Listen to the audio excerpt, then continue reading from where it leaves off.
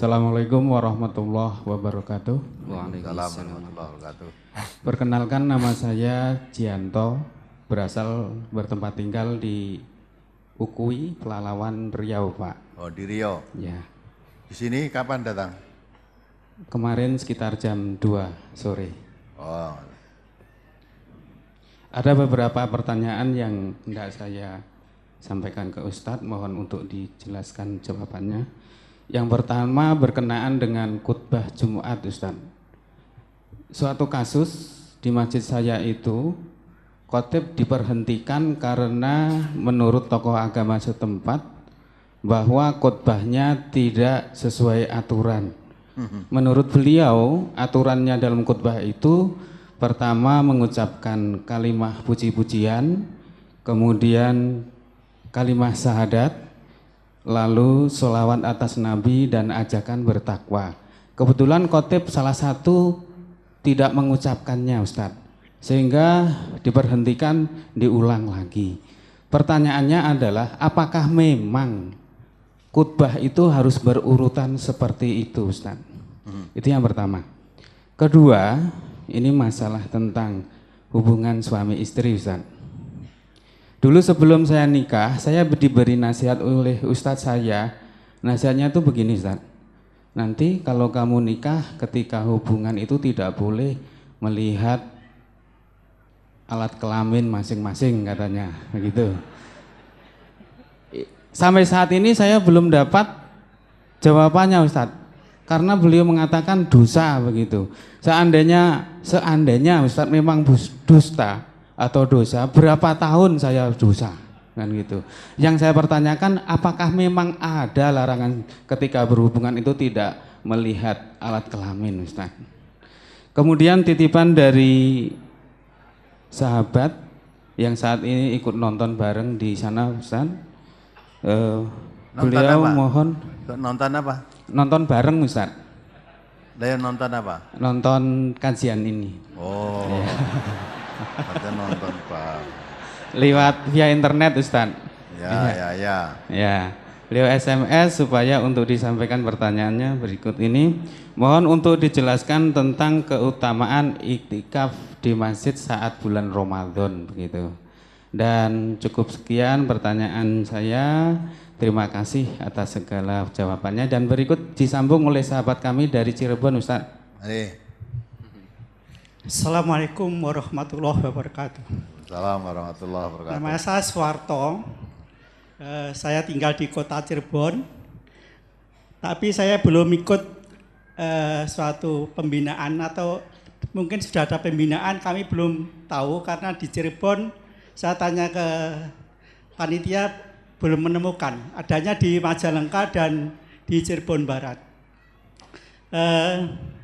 Perlu saya sampaikan bahwa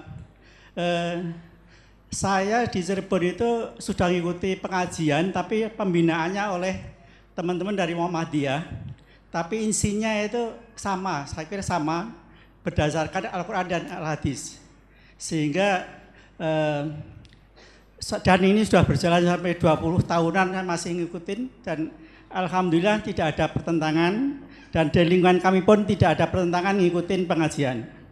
Kemudian saya di sini kebetulan mertua saya ada di Manahan, jadi saya bisa pulang sambil ngaji di sini, Pak.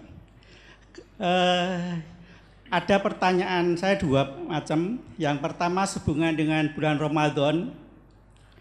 Saya termasuk anggota atau jamaah di Masjid Al-Azhar Jakarta. Di situ diputuskan bahwa pada tahun ini bulan Ramadan akan dimulai tanggal 10 bulan Juni ini. Tapi di Muhammadiyah, di tempat saya ngaji, itu bulan Ramadan dimulai justru tanggal 9. Tanggal 9 itu kira-kira menurut perhitungan bulan baru 0,05 derajat. Itu sangat kecil sekali. Sehingga bagaimana menurut pendapat Ustadz dalam hal ini? Kemudian yang kedua, saya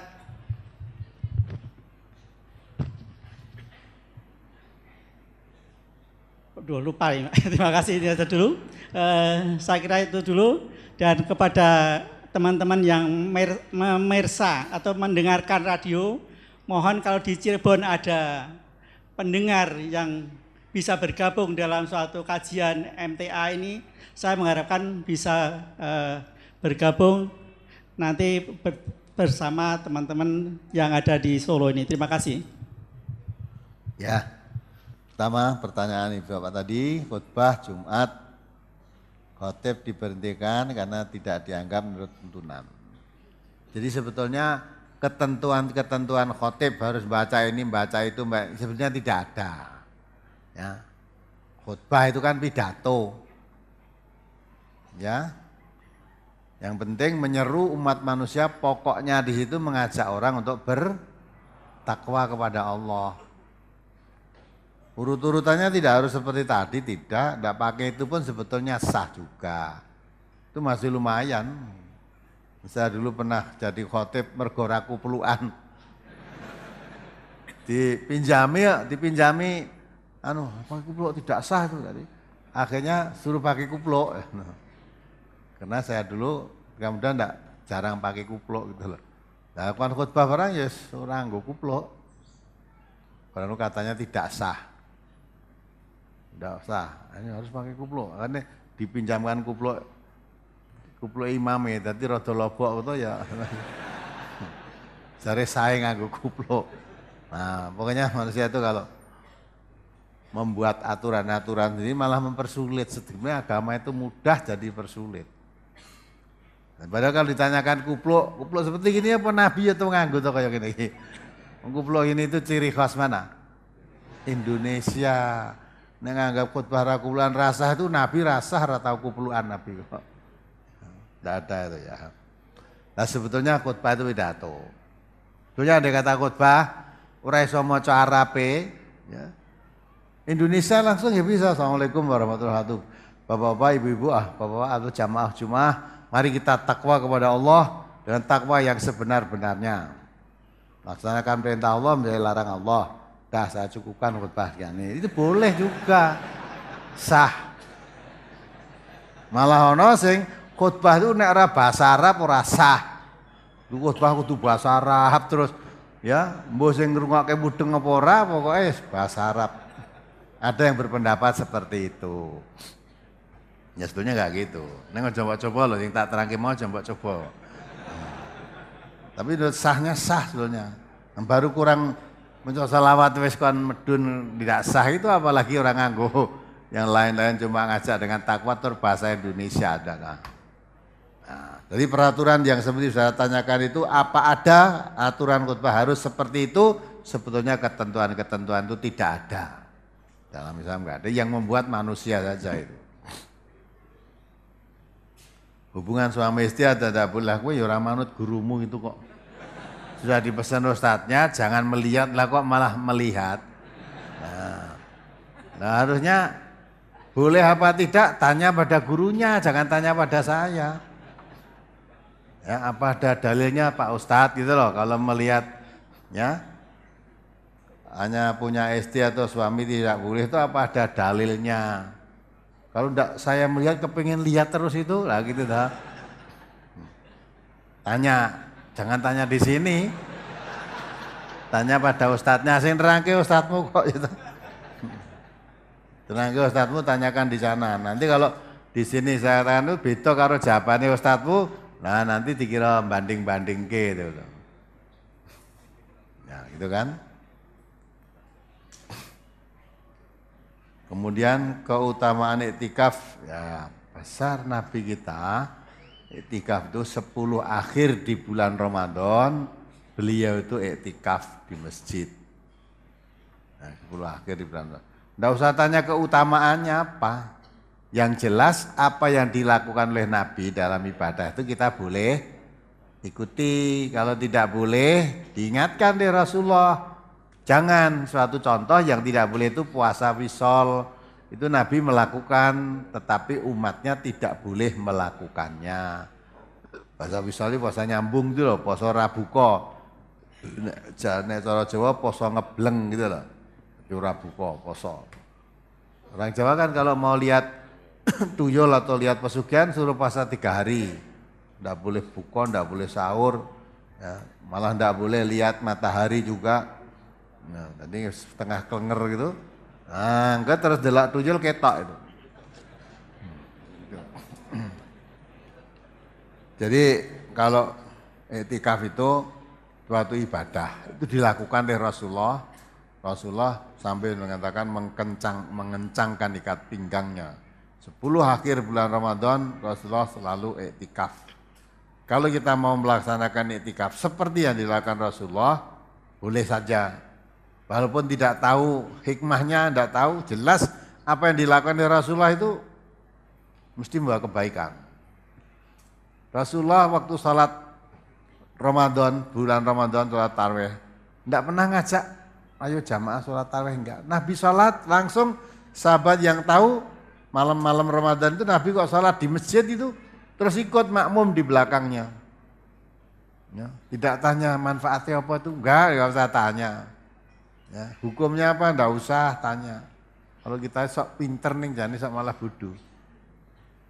Harga malki apa mana tekol, gitu, hukumnya apa gitu. Bareng sunnah, Allah sunnah, wes dilakoni itu ya. Nah itu kan.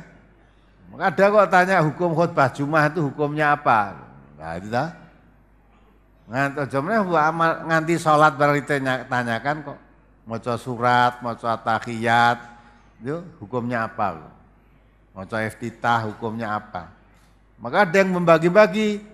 Sholat itu yang wajib hanya Fatihah, kalau maca iftitah itu sunnah. Baca boleh, tidak boleh. Baca surat itu ya sunnah, baca boleh, tidak boleh. Kalau di MTA nerangkan, ya, shollu kama ra'aitumuni sholli. Sholatlah kamu seperti Nabi mengerjakan sholat. Tidak usah tanya, iftitah sunnah apa wajib. Suratnya itu sunnah, tidak usah. Nabi pakai iftitah, kita pakai iftitah. Nabi pakai sholat, membaca surat, pakai surat. Ya gitu aja. Ya, tidak usah tanya hikmahnya. Termasuk iktikaf, jelas kalau kita melakukan iktikaf di masjid di bulan Ramadan, itu tadi tidak nyalai aturan, boleh. Yang jelas itu mesti baiknya gitu. Karena itu mengikuti sunnah Rasulullah SAW. Jadi yang penting ada tuntunannya, boleh dilakukan. Walaupun mungkin tidak ngerti hikmahnya, tapi jelas itu suatu kebaikan.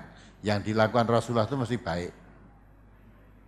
Ya, saya rasa sudah cukup. Kemudian pertanyaan dari Bapak Itu Cirebon tadi. Ya. Awal bulan Ramadan Muhammadiyah memulai tanggal berapa? 9 atau 10. Memang dasarnya berbeda Bapak ya. Kalau Muhammadiyah dasarnya itu wujudul hilal. Wujud baik hilal itu tanggal 1. Tanggal 1 bulan Komariah. Asal bulan itu sudah wujud, itu sudah masuk bulan. Ada ini bulan Sya'ban, nanti malam, nanti sore kok. Loh bulannya sudah wujud.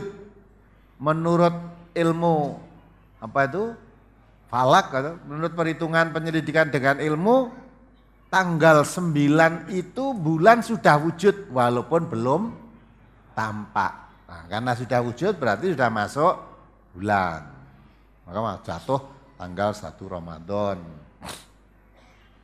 Lah yang lain namanya wujud ya tampak gitu lah. Namanya wujud ya tampak, nek urung tampak ya belum wujud, ya. Karena Nabi kita mengatakan sumu li ru'yatihi wa aftiru li ru'yatihi. Berpuasalah kamu setelah kamu melihat bulan. Ya dah? Berbukalah kamu setelah kamu melihat bulan. Ru'yah melihat. Kalau Muhammadiyah melihat itu bisa dengan mata, melihat itu bisa dengan ilmu. Nek dilihat dengan ilmu itu sudah tampak walaupun mata belum kelihatan. Ya dah? Lah Nabi dulu melihatnya dengan apa? Mata, karena hadis tadi meneruskan, kalau tertutup mendung sehingga tidak tampak, maka genapkan bulan Saban itu 30 hari. Kalau dengan ilmu, walaupun dengan tutup mendung atau tidak mendung, tidak ada masalah. Maka menurut kalau dihitung dengan ilmu sekarang pun sudah tampak, maka bisa ditentukan tanggal 9 nanti sudah tampak. Artinya sudah wujud gitu loh dengan ilmu. Tapi kalau dengan mata kepala ini belum tampak. Nah, kalau terjadi begitu, ya sudah saling menghormati. Saya tidak berpendapat tanggal 9 atau tanggal 10. Saya kalau mengikuti hadis tadi, pendapat saya, Nabi menganjurkan puasalah kalau kamu melihat bulan, itu jelas bukan dengan ilmunya, tapi melihat dengan mata. Karena ada kelanjutannya, kalau tertutup oleh mendung, sehingga bulan yang dilihat tidak kelihatan, yang tertutup mendung, maka genapkanlah bulan Syaban itu 30 hari. Nah, maka yang puasa mengikuti saudara kita Muhammadiyah yang dimaksud wujudnya hilal itu sudah ada, puasa silahkan. Ya, kalau MTA puasanya nanti mengikuti pemerintah karena mereka yang mempunyai alat untuk melihat bulan. Biasanya menentukan bulan tanggal 1 Ramadan itu kapan, melihat memasang tempat di mana-mana dengan alat meropong bintang itu, meropong tidak satu tempat, di banyak tempat. Nah, nanti dari situ baru mendekat laporan-laporan. Kalau ternyata belum lihat semua, ya berarti belum dilihat, berarti belum masuk bulan Ramadan. Namun demikian, yang puasa melihat dengan ilmu hingga wujudnya sudah ada mulai puasa, yang satu melihat dengan mata, kalau belum kelihatan berarti belum masuk bulan puasa, saling menghormati, gak usah jadi ribut masalah ini.